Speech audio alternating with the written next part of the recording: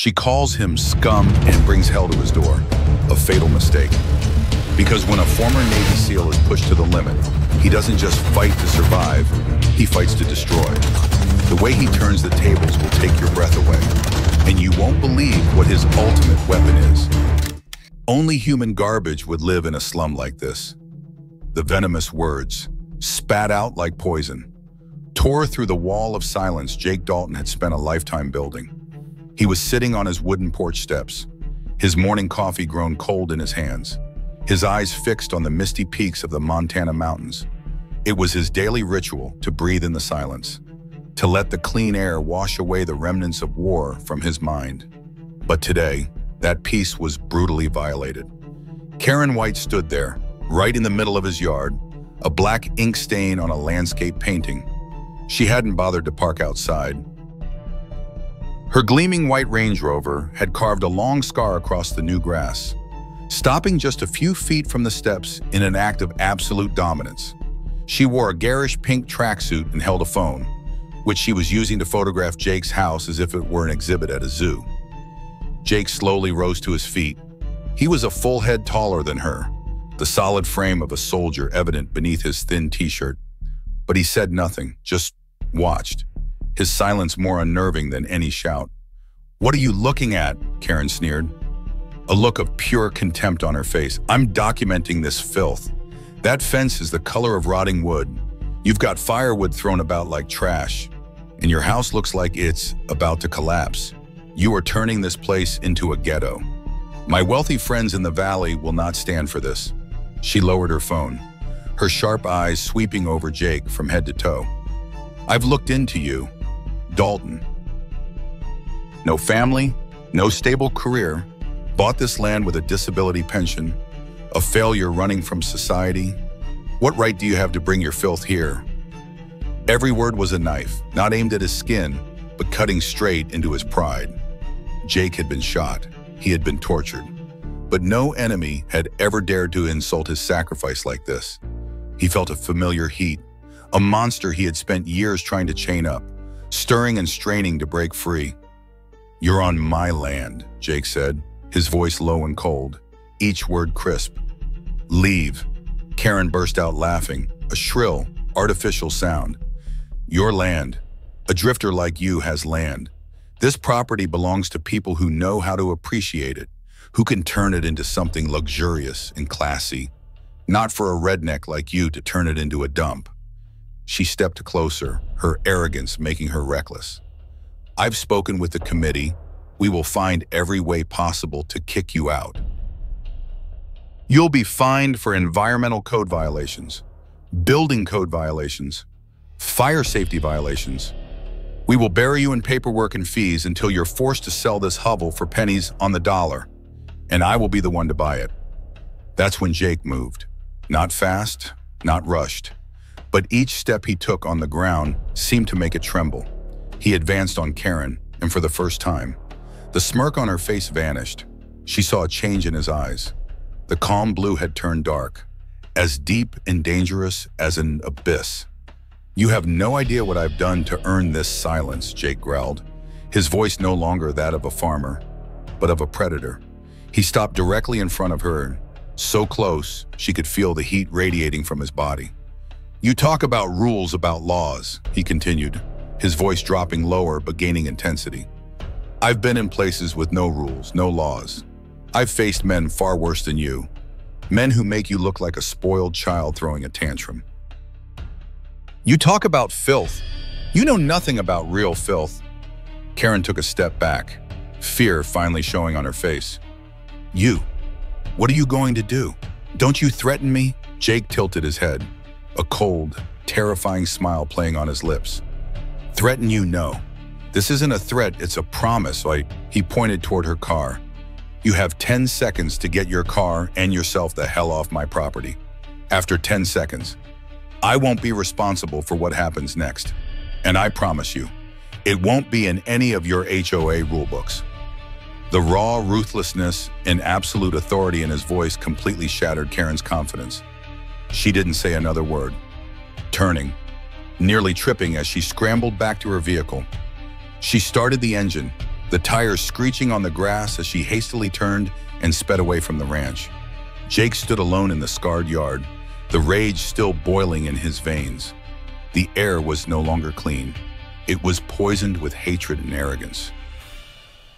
The peace was dead. The war hadn't just been declared, it had begun with a volley of insults. And Jake knew that to protect his small piece of heaven, he would have to awaken the demon he had tried so hard to bury. The loudspeaker crackled to life, shattering the silent night of the Montana mountains. Jake Dalton, this is the county task force. Your house is surrounded. We have a warrant to seize this property. Come out with your hands up. I repeat, come out immediately. Jake was in the kitchen, drying his favorite hunting knife, when the powerful headlights from two unmarked black SUVs suddenly flooded the windows, turning the night outside into a blinding white stage. He didn't startle, he simply set the knife down, moved instinctively out of the light, and observed from the shadows. 6 men in full black tactical gear, armed to the teeth like a genuine SWAT team, had swarmed his yard. They moved with a deliberate aggression, taking cover behind trees, aiming their rifles at the house. The red laser dots from their sights danced across the wooden walls, sweeping past the windows in a blatant act of intimidation. The commander, a large man in a balaclava, yelled into the loudspeaker, "Eineman," his voice dripping with arrogance. "You have 10 seconds, Dalton. If not, we're breaching the door. 5, 4. Jake had no intention of complying. Instead, his brain was working with the speed of a supercomputer. No sirens, no official police cruisers, unmarked SUVs, a sloppy formation, amateur trigger discipline, and above all, a county task force would never serve a civil property seizure warrant at night like a terrorist raid. This was a farce, a dangerous, armed farce, and he knew exactly who was behind it. Karen White. That woman had crossed every line. 3, 2, crash. The commander didn't wait for one. Another man, just as burly, smashed the front door lock with a specialized battering ram. The wooden door flew open. "Go clear the house," the commander roared. The first 2 men stormed in, rifles pointed forward. "Clear," one of them yelled upon finding the living room empty. They started tearing everything apart. One kicked over the coffee table, shattering Jake's water glass. The other used the butt of his rifle to smash the screen of the old TV. They weren't searching. They were destroying. "No sign of him downstairs," one reported over the radio. "Check upstairs. He's probably hiding up there like a scared rat," the commander taunted through the loudspeaker. Jake remained in the kitchen, tucked into the darkest corner. He heard heavy footsteps overhead, the sound of furniture being thrown and shattered. The anger inside him was no longer hot. It had become cold, sharp, and focused. These men had violated his sanctuary. They had made a fatal mistake. "Hey, look what I found," a voice echoed from Jake's upstairs bedroom. A few seconds later, one of the fake soldiers, holding a small wooden box, threw it down the stairs. The box shattered, and Jake's military medals, including his Silver Star and Purple Heart, scattered across the floor. The commander stepped inside, nudging one of the medals with the toe of his boot. "I told you, just some washed-up grunt. Probably got these for getting shot in the ass." He let out a harsh laugh, and the others joined in. That was the last straw. Personal insults, property damage. Jake could tolerate that, but disrespecting the honor and the sacrifice of his fallen comrades, which these medals represented, was unforgivable. In a nearly silent movement, Jake slipped out of the kitchen through the back door and melted into the darkness of the yard. He moved like a ghost along the wall of the house, circling around behind the 2 idling SUVs. 2 men were standing guard outside, one smoking, the other leaning against a car, his rifle slung carelessly over his shoulder. "Damn, it's cold," the smoker grumbled. "When is this going to be over? I want to get paid and get out of here." "That old hag Karen is paying well," the other replied. "Just have to scare some old soldier. Easy money. He's probably shaking under his bed right now." Jake was right behind them, "You're wrong," a low, cold voice said from the darkness, right next to their ears. The two men jumped. As the smoker turned, an arm as strong as steel wrapped around his throat, cutting off his scream simultaneously. Jake used his other hand to grab the other man's rifle, twisting it at a precise 90-degree angle, snapping his wrist with a dry crack. The fake soldier cried out in pain and collapsed. The smoker was still struggling in Jake's grip. Jake tightened his hold just enough to make him choke in panic, then whispered in his ear, "Tell your friends that a rat is out of the hole." But he's not running. He threw the man into the bushes, where he coughed and gasped for air. Jake had already taken the rifle from the man with the broken wrist. He checked the magazine, flicked off the safety, and disappeared into the dense woods surrounding the ranch. Inside the house, the commander was starting to feel that something was wrong. "Where are those two idiots outside? Why aren't they answering the radio?" he growled. Suddenly, the headlights of both SUVs simultaneously died, plunging the entire area into near total darkness, leaving only the faint light spilling from inside the house. "What the hell was that?" one of the men yelled, a hint of panic in his voice. "Silence, Aikem." Then, from deep within the woods, a voice called out, needing no loudspeaker, yet perfectly clear in the still night air. It was Jake's voice, but it was no longer calm. It was filled with a bone-chilling authority. "You made a mistake coming here. You disrespected things you shouldn't have. Your game is over. Now we play by my rules." A terrifying silence fell. The hunters had now become the hunted. They were in his territory, in his darkness, and they were about to face a former Navy SEAL on the battlefield he knew best, the chaos of the night. "Where the fuck is he? Show your face. You son of a bitch," Ramirez growled, uselessly sweeping his rifle through the darkness. Fear was turning into anger. "Shut the fuck up and open your eyes, Marcus," the commander hissed over the radio, but his own voice couldn't hide the strain. "He's just one old soldier. Find him and put him down." But Jake wasn't just one old soldier. He was the one setting the tempo.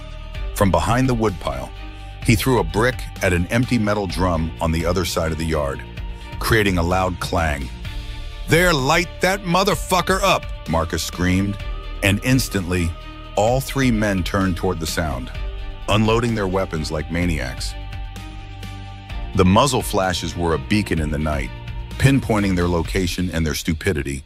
While they were busy, Jake moved, fast and silent. He didn't attack head-on. He slipped to the side of the nearest SUV, where the fourth fake soldier, a big guy, was standing guard, too focused on his buddy's fireworks display. Jake gave him no chance to realize what was happening. A lightning-fast attack from behind. A perfectly executed chokehold. The big guy only had a few seconds to gurgle before he went limp and dropped to the ground like a sack of potatoes. Jake took his weapon, then looked toward the other three, who had now stopped firing. "You see him?" one asked. "Didn't see shit, goddammit." Now it was time for chaos. Jake used the butt of the captured rifle to smash the rear window of the SUV. The sound of shattering glass was piercing. "He's at the car!" Marcus yelled, and all three men spun around, pointing their guns at the vehicle, but Jake wasn't there anymore. He had rolled under the king, and from there, he fired a single burst. Not at them. He fired at the front tires of both SUVs. The successive boom-boom of the tires exploding made them jump. Their escape route was gone. "Son of a bitch! He's playing with us!" Ramirez yelled, in total panic. "This plan is foobar. It's completely fucked. Marcus, we gotta bail." "No one bails," Marcus roared. But he himself was looking for a way out. Jake slid out from the other side of the car, rising to his feet in the darkness. "Hey all," he shouted. All three spun back around, and for a second, they saw him, a dark silhouette standing tall. Rifle in hand, they reflexively raised their weapons, but it was too late. Jake didn't shoot at them. He shot at the only remaining headlight on the SUV. Pop. Absolute darkness swallowed everything. Screaming Screams of fear erupted. They were completely blind, in the darkness that Jake owned. He charged. He heard Ramirez's panicked breathing closest to him. A precise leg sweep. Ramirez fell backward, his rifle flying. Before he could recover, a heel stomp to the chest knocked him out cold. The second guy started firing wildly into the dark. "Die, you bastard, die!" Jake ignored the gunfire. He'd already pinpointed his position from the muzzle flashes. He rushed him from the side, grabbed the rifle, and used it as a lever to slam him to the ground. A hard rifle butt to the head. Done. Only Marcus was left, the commander. Now alone and terrified, back toward the porch, his rifle trembling as he aimed it at nothing. "I know you're there. Come out and fight like a man, you coward." "Okay," a voice said, directly behind him. Marcus froze in shock. He couldn't comprehend how Jake had moved so fast, so silently. He spun around, but a hand of steel clamped down on his rifle barrel, shoving it skyward. At the same time, Jake's knee drove hard into Marcus's stomach. Marcus doubled over, and Jake finished it with a clean chop to the back of the neck. The commander collapsed onto the porch floor. Jake stood in the middle of his self-made battlefield. 4 fake soldiers were down. No one was dead. But no one was getting up for a long time. He picked up Marcus's radio, switching it to the private channel he used to communicate with the mastermind. He knew that bitch was listening, her heart pounding in her chest. "Karen," he said, his voice low and devoid of any emotion. "The party's over, you piece of shit." There was dead silence on the other end. "Your boys are fucked, royally fucked," Jake continued, his voice dripping with contempt. "Now, you and I are gonna have a little chat. You've got 2 options. One, you call the sheriff, confess to hiring an armed squad to attack a veteran that's a federal charge. By the way, maybe they'll go easy on you if you spill your guts. Or 2, you sit tight." He paused, letting the threats sink in. "And I'll come for you, and when I do, Karen, there won't be any fucking rules. Make your choice." He didn't wait for a reply. He dropped the radio to the ground and crushed it under his heel. The battle at the ranch was over, but his war with Karen White had just begun. Jake didn't call the cops. Calling the cops was playing by their rules. Tonight, there was only his law. He hauled the commander, Marcus, to his feet by his hair. "The address," Jake growled, his voice devoid of humanity. "Please, Marcus stammered. Jake jammed the barrel of the gun against his kneecap. "The address, now, or you'll never walk again." Pain and terror made Marcus spill Karen's address instantly. Jake threw him back onto the pile of his men, then took the keys from an unconscious goon and climbed into the crippled SUV. The sound of bare metal scraping on asphalt created a funeral dirge, announcing that the Reaper was on his way to collect a debt. In her mansion, Karen White didn't run. Her fear had curdled into a rabid, supreme fury. She called Sheriff Brolin, spewing a fabricated story about a crazed intruder, demanding he bring a team and shoot to kill if you have to. Then she didn't look for a gun. She did something else. She turned on every light in the house, including the massive crystal chandelier in the main hall. She wanted to see her enemy's face. She wanted him to see that she, the queen of this place, would not fall. But Jake didn't enter like an intruder. He brutally rammed the SUV through the wrought iron gate, the sound of tearing metal echoing through the quiet neighborhood. He didn't stop there. He floored it, driving the vehicle straight across the manicured lawn and slamming it into the marble steps leading to the front door. The SUV sat there, its shattered headlights still aimed at the house, like a wild beast that had died on the threshold of a false paradise. Jake stepped out, unarmed. He didn't need a weapon. The front door flew open. Karen stood there, in an expensive silk nightgown, her face perfectly made up, but her eyes were wild. "You dare?" she shrieked. Jake walked past the wrecked vehicle, up the shattered steps. "I don't just dare," he said, his voice terrifyingly calm. "I'm done. Brolin is on his way. He'll blow your fucking head off." "Good," Jake replied, and he kept walking. "Let him see your real face." He stepped into the main hall. where the crystal light illuminated everything. He looked directly into Karen's eyes, and for the first time in her life, she felt her power was a joke. His eyes held no anger, only emptiness. An emptiness that had seen the worst of humanity and could no longer be surprised by anything. "You made a mistake," Jake said, his voice echoing in the silent space. "You thought this was a war over land, but you made it about honor, and you took the medals of my dead brothers and you trampled on them." He took another step. "Now I'm going to take everything from you, not with a gun, but with the truth." He pulled out his phone. He didn't call anyone. He turned on the video camera and started a live stream. What the hell are you doing?" Karen stammered. "I'm showing the world," Jake said, his voice steady as he aimed the camera at her.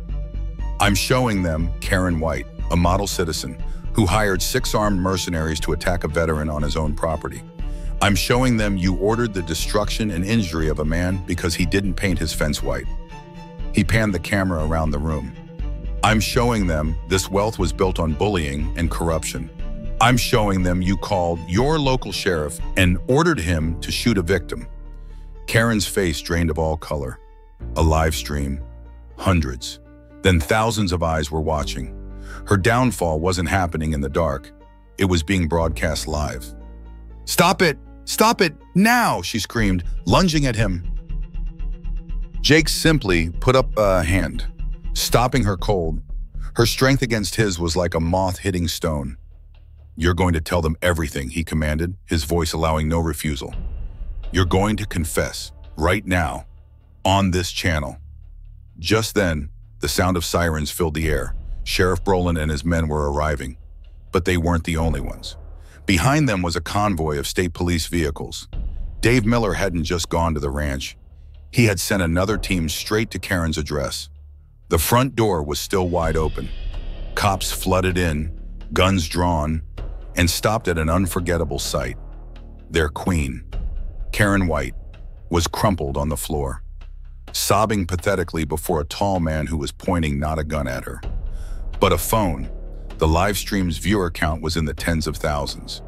The punishment wasn't just a pair of handcuffs. It was total and complete annihilation. In the following days, the video became a firestorm online.